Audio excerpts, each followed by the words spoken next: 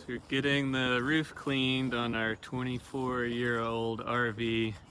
Looks like the coating and the roof are in pretty bad shape.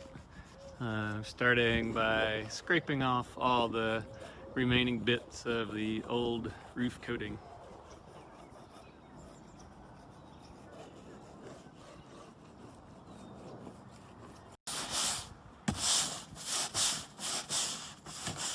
Now we are cleaning the roof with some simple green and bleach solution.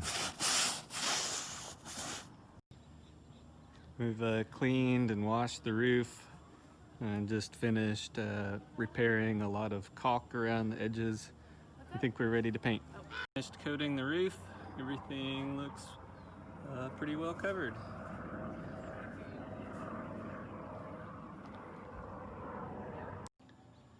Got the roof fully coated. Looks so much better than it did before.